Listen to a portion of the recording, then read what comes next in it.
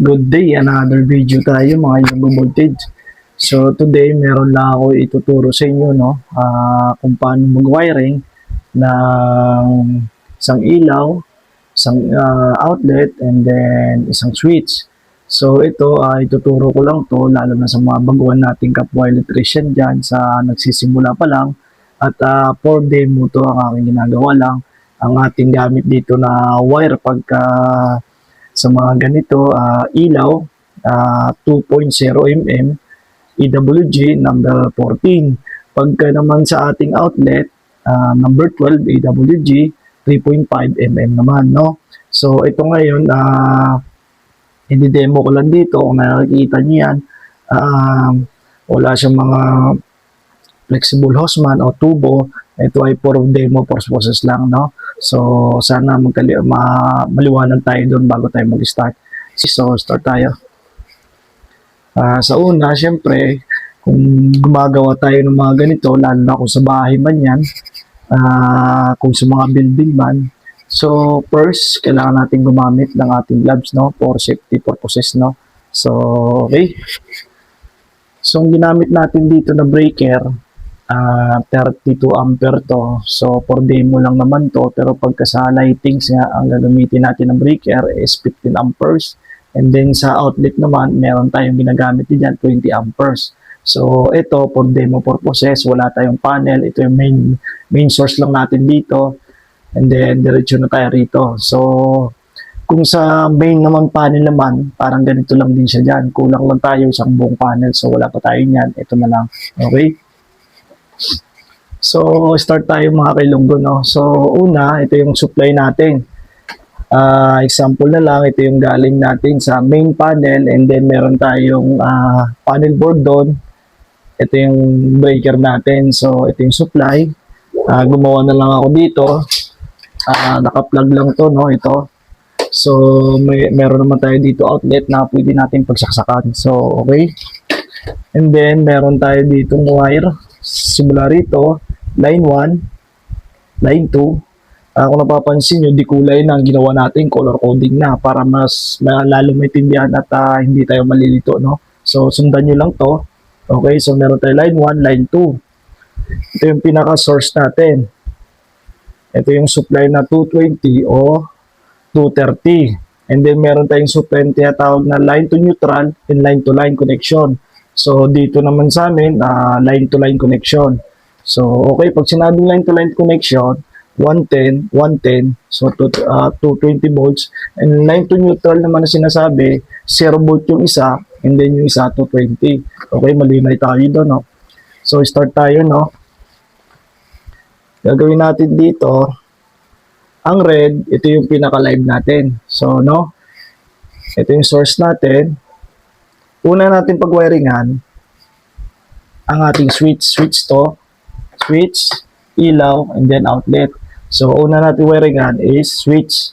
So, sa switch, kailangan natin supply. So, supplyan natin dito. Ito yung live natin. So, splice natin dito. Ito yung galing sa switch, no? Splice natin dyan. Hindi ko na muna higpitan kasi meron pa yan. And then, so ito na yun siya, dumaan yan dito sa baba, papunta ngayon dito sa ating switch, no? And then, ito yung switch natin ginagamit. So, sa switch, meron tayo ditong 4 na buta. So, ilalagay natin dito isa. Tapos, lalagay natin, ito yung lalagay natin dito. Live nito, and then return natin, no? So, okay, ilalagay ko na yung live, no? So, ilalagay ko na yung live.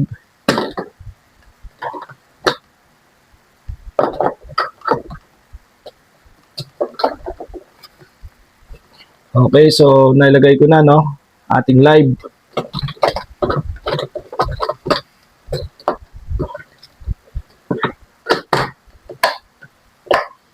Okay. Next natin na gagawin, ang ating return naman, no? Ito yung return natin para sa ilaw, no? So, ilalagay ko na muna ang ating return. Dito na lang ulit. So, meron tayong live, meron tayong return. So, ito yung return niya. Ito. And then ito yung return ng ilaw natin, no? So, ito, kukunik lang natin to. So, dito yan.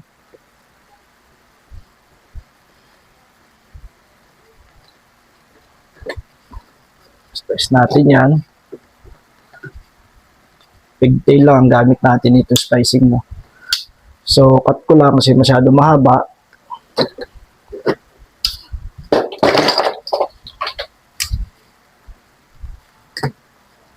Okay.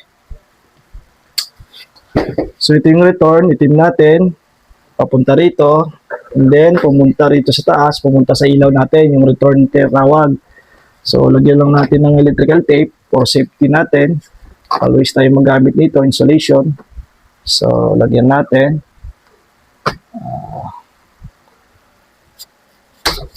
Okay. So, may tip na tayo. Okay na tayo sa ilaw and switch. May return na.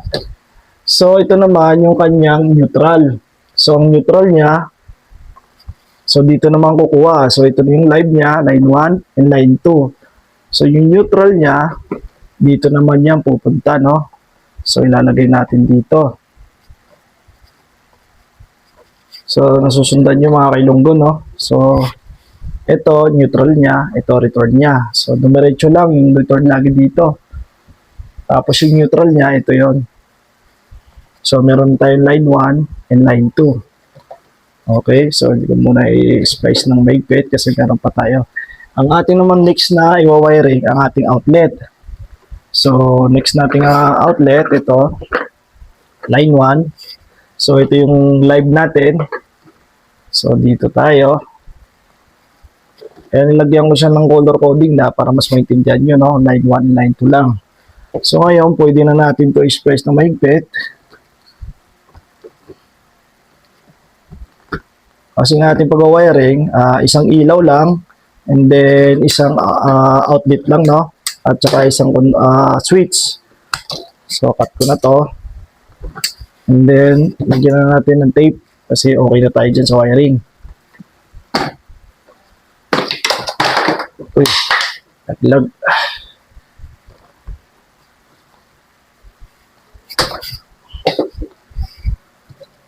So, okay na yung isang wiring natin sa outlet. And then, meron pa tayong isa. So, yung isang wire, dito naman yung pupunta.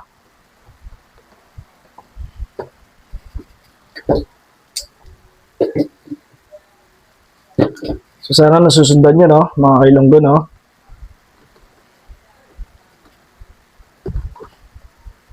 So, pag mga ganitong haba, meron naman na TU2P lang to. Ginaganito lang yan para mas safe, no? So, ang ginawa ko naman kasi para demo lang to. So, ngayon, sa mga nag-wiring sa bahay, sa commercial, so, madalas, pagka mahaba naman, TU2P lang dito para safety lang. Hindi matulis. And then, lalagyan natin electrical tape.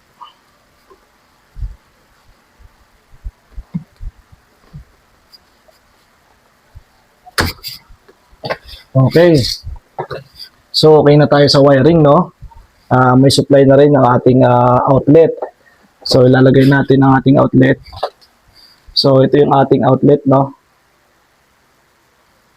So, kung nakikita nyo, meron siyang live. And then, meron siyang neutral. So, yan ang outlet, no? So, ilalagay ko na ngayon yung live.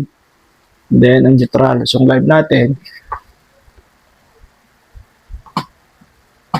talagay natin dito. Okay. And then yung isa sa kabila rin. Okay. So ito naman, pag gusto niyo pa magdugtong pa ng papuntang outlet pa, so ito rin yan. Line 1 and line 2, dudugtong ka rin dito ng dalawa papunta rin sa isang outlet. So ngayon ginawa natin, isa-isa lang para mas maintindihan, no? Okay na lang. So, okay na tayo mga kailunggo, no?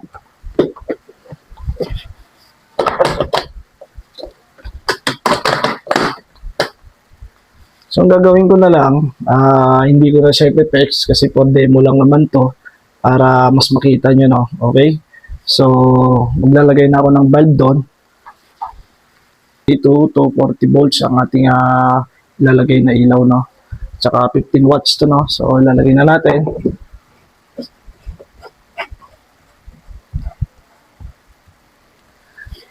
So, sa splicing naman, tapos na tayo, ilalagay lang natin dito. Then, ilalagay lang natin dito. And then, kung may box tayo, ilalagyan lang naman to ng box. So, ngayon, demo purposes lang para mas lalo kayo mas clear ang ating paliwanag, no? So, okay na tayo, no?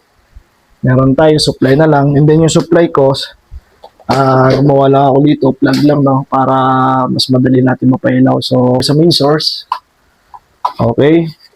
Then, first, gamit tayo ng multi-tester for checking natin, no? So, punta tayo sa AC. So, AC ito. Alternating current, no? Voltage. So, check natin kung may supply, no? Bago tayo mag-start lagi, pagka nag-wiring tayo, check muna natin. So, meron tayong supply. 239, no? Ang ating supply dito ngayon. So, meron na tayong supply. Then, bago nyo naman i-start, mga kailunggo, always check nyo muna yung continuity. Para doon natin malalaman kung meron tayong short circuit o wala. So, gamit lang tayo ulit tester and then ilagay lang natin sa continuity test. So, kung nakikita nyo yung parang wifi, ayan o. So, yan. At nakatutunog kasi yan. Yan. Okay, so, check natin. Madali lang ang pag-check nito. So, ilagay lang natin test probe dito sa baba. Dalawa lang.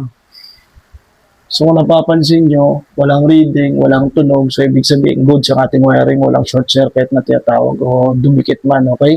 So, pwede na natin open ang ating breaker. Okay? So, check natin tayo ulit. So, meron. Sa baba na, ito na yung pinaka-output niya. So, ito na yung paputang bahay natin. Okay, so, first natin gagawin, ilawin natin, no? Switch natin, switch on. So, yan, bumuhay ang ating ilaw. So, ibig sabihin, tama ang ating ginawang wiring, no? So, off ko. On. Okay, so, tama yung ginawa natin mga wiring kay Lunggo, no? And then, check natin yung ating ginawa outlet. Meron ako dito test light na ginagamit, no? So, para mas madali lang natin, no? So, saksak ko lang to. Yun. May ilaw, no? So, okay ang ating ginawa, no? So, yun lang mga kailunggo, no? Yun lang pag-wiring ng ating isang ilaw, isang switch, then isang outlet, no? So, yun lang pag-wiring na follow nyo ako and share